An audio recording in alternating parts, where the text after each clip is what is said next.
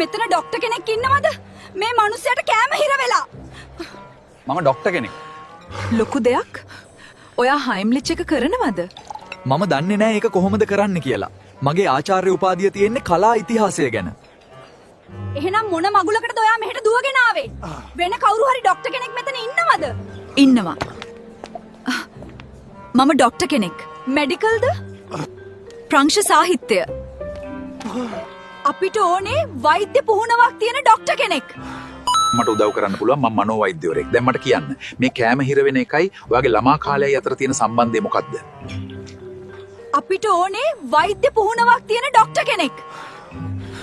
මම ලියාපතින්ටි nursing officer. මෙයාව මෙතනින් එළියට දාන්න. අපිට ඕනේ වෛද්‍ය පුහුණුවක් තියෙන ડોක්ටර් කෙනෙක්. එකට පැත්තකට වෙන්න. මම වෛද්‍යවරයෙක්. මම මෙයාට උදව් කරන්න. හැබැයි ඒට කලින් මට කියන්න මෙයාගේ ඉන්ෂුරන්ස් සමාගම මොකක්ද කියලා. Blue Cross. අපොයි. කනගාකුටුයි.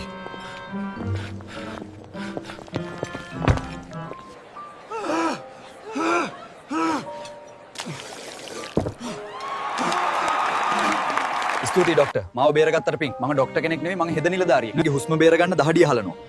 ඒත් ඒ හුස්ම ටික ආපහු ලැබුණු ගමන්